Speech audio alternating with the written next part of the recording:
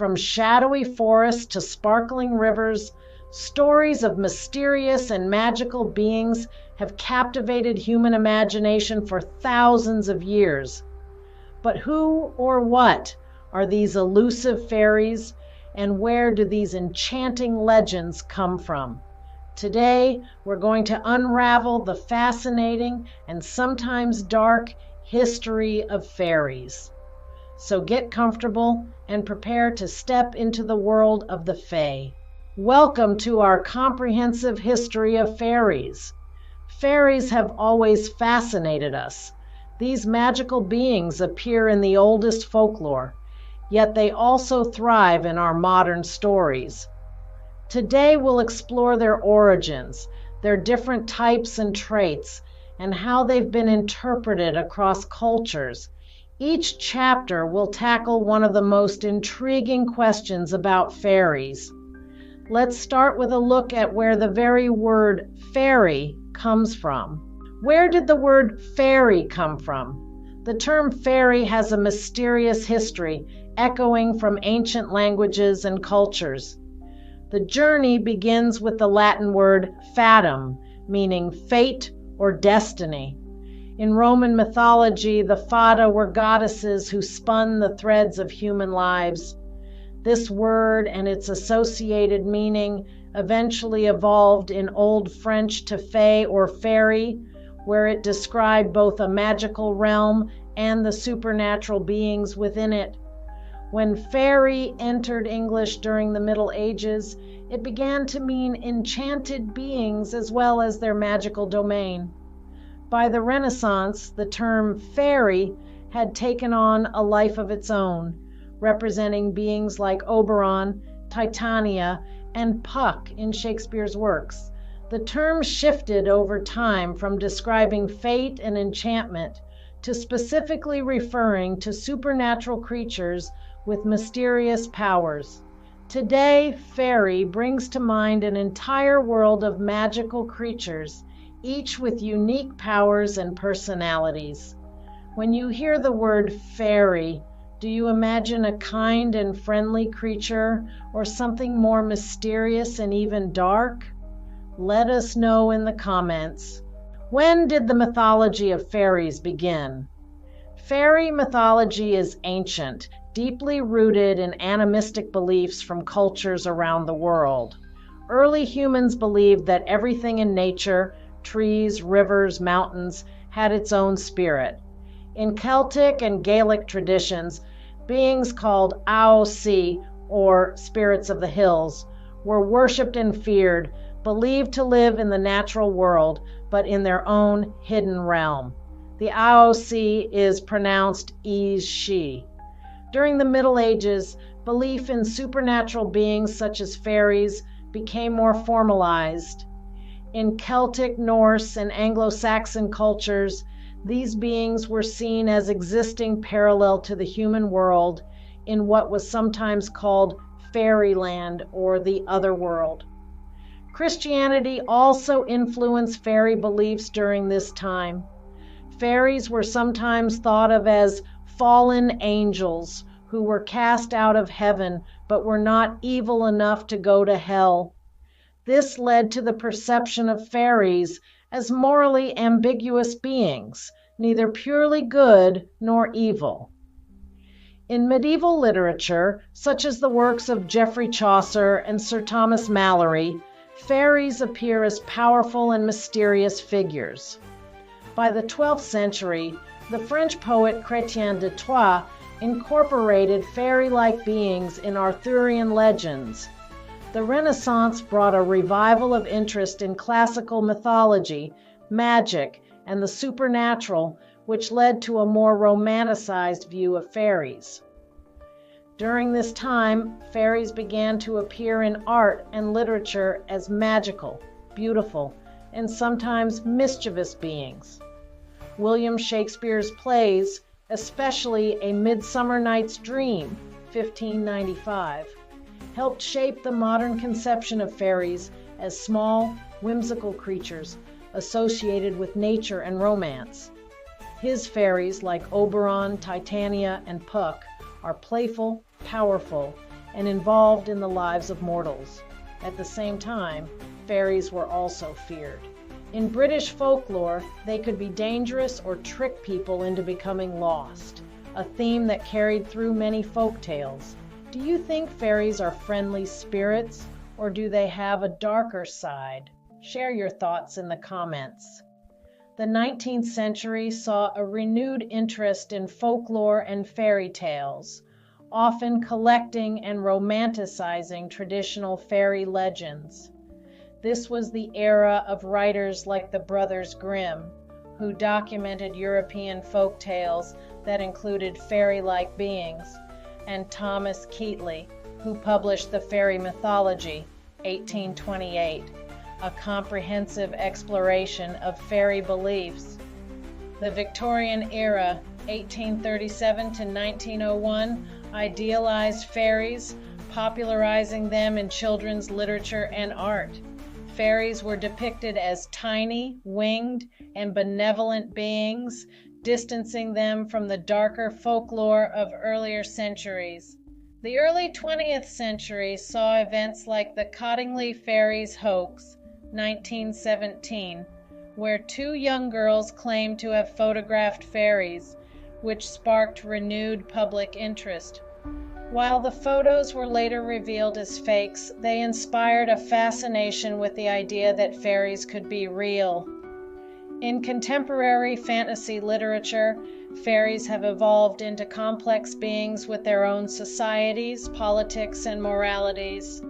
Authors like J.R.R. Tolkien, C.S. Lewis, and more recently, writers in young adult fantasy have continued to reimagine and expand fairy mythology. How many types of fairies are there?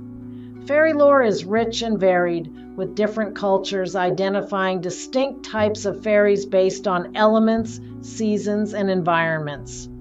Let's break down some of the most prominent types. Elemental fairies are closely linked to nature's core forces. Earth fairies protect the soil and forests. Water fairies dwell in rivers, lakes, and seas, controlling water and weather. Fire fairies have powers over flame and light, and air fairies are associated with the sky and wind, embodying freedom and movement. Seasonal fairies. Fairies representing the seasons bring balance to the natural world. Spring fairies inspire renewal and growth. Summer fairies bring warmth and light. Autumn fairies symbolize harvest and change, and winter fairies embody frost, silence, and the serene beauty of snow. Nature fairies. These fairies are guardians of specific natural places, such as forests, mountains, and meadows. Forest fairies protect the creatures and plants in woodlands. Flower fairies embody the beauty of specific blooms, and sea fairies, often like mermaids, watch over the ocean's depths. Light and dark fairies.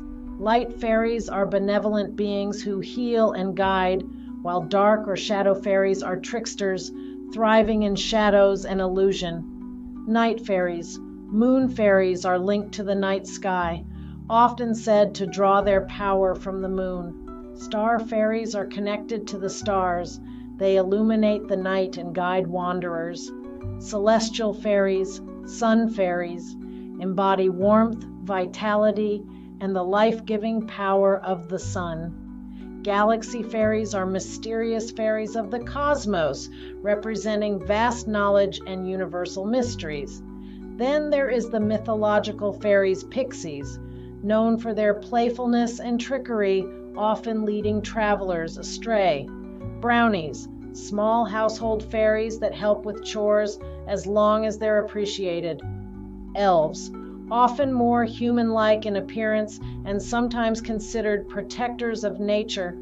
Dryads and nymphs, tree spirits, dryads, and spirits of various natural places, such as rivers and mountains. Sylphs, air spirits associated with the sky, similar to air fairies but more specific to ancient European myth. There is so many more fairies we will explore at a later time.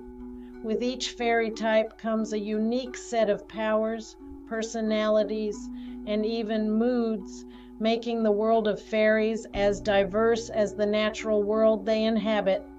If you could be any type of fairy, which would you choose? Let us know in the comments. What makes a fairy a fairy? So what defines a fairy? Fairies are magical beings closely tied to the natural world.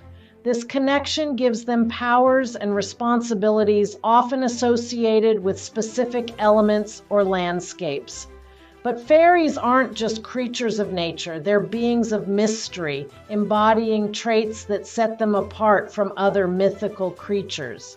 Here are a few defining characteristics. Magical abilities. Fairies are usually capable of manipulating the natural world.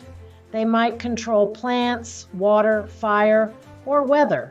Their powers often align with their specific type, whether that's casting frost, creating light, or guiding human travelers. Ethereal or small appearance. Many fairies are depicted as delicate or even tiny, with ethereal qualities like glowing skin or shimmering wings. Some fairies are human-sized, while others may be almost invisible, blending with their surroundings. Agelessness. Fairies are often ageless or very long-lived, existing outside the normal constraints of time. While they may not be fully immortal, they live much longer than humans. Guardianship and protection. Fairies are deeply connected to the places they inhabit. Forest fairies protect the woods, water fairies guard rivers, and mountain fairies care for highlands. This protective nature often makes them both allies and occasional tricksters to humans who trespass. Fairies' roles as protectors of nature, their ability to live both in and apart from our world, and their magical qualities all contribute to what makes them distinctly fairy. What traits do you think are essential to make a creature a fairy? Leave your answer in the comments. Where is fairy mythology found?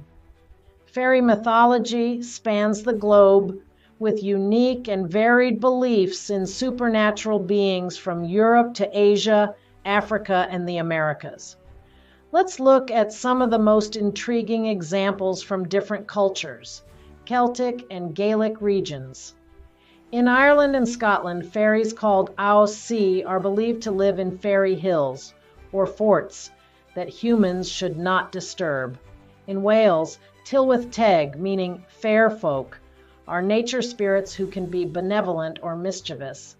Brownies, a type of helpful household fairy, appear in Scottish folklore and are said to help with chores if properly respected. Scandinavia. Norse mythology includes Huldufolk, or hidden people, believed to live in Iceland's rocks and hills. They're often respected in Icelandic culture today. Other Norse fairies include the Alfar elves and Nisei, small house spirits that protect families. Asian and Middle Eastern traditions. In Japan, kitsune or fox spirits can transform into humans and either help or trick people. In the Philippines, Diwata are nature spirits who watch over forests and rivers, similar to fairies in Western folklore. African and Native American folklore. West African legends speak of the Aziza, forest-dwelling beings who protect hunters. In Native American folklore, trickster beings like the Pukwudgie and the Managishi interact with humans near rivers and forests. The many beliefs in fairy-like beings across the world reveal a universal fascination with spirits that embody nature's mysteries, often serving as both protectors and tricksters. Are there fairy legends in your own culture? Let us know which ones you've heard about in the comments. Would you like to take an adventure into different cultures around the world and explore their fairies? Let me know in the comments which ones. Why do fairy stories continue to enchant us today? From folklore to fantasy novels and films, fairies have an enduring appeal. But why are we so captivated by them? Perhaps it's because they embody something ancient and deeply rooted in our psyche, a connection to the natural world, an idea of magical realms hidden just out of sight, or even the mystery of life and death. Fairies let us explore realms beyond human rules, where the familiar blends with the fantastical. They appear as protectors of nature, yet they're often unpredictable. In literature and pop culture, fairies have evolved from symbols of fate to complex beings with their own morals and motivations, captivating both children and adults alike. Why do you think fairies still captivate us today? Share your thoughts in the comments. Thank you for joining us on this journey through the enchanting history of fairies. From their ancient beginnings to the diverse beliefs that exist today, fairies offer us a magical perspective on nature and mystery. We hope you enjoyed learning about their origins, types, traits, and widespread lore. If you enjoyed this deep dive, please hit the like button, share with friends who might find it magical, and subscribe for more enchanted content. Tell us in the comments what you'd like to see next in our series on fairies and magical beings. Until next time, keep a little bit of magic in your heart, and remember that sometimes the world around us might hold more wonder than meets the eye. Go check out my other content. You might find an answer to a question you had or learn something new.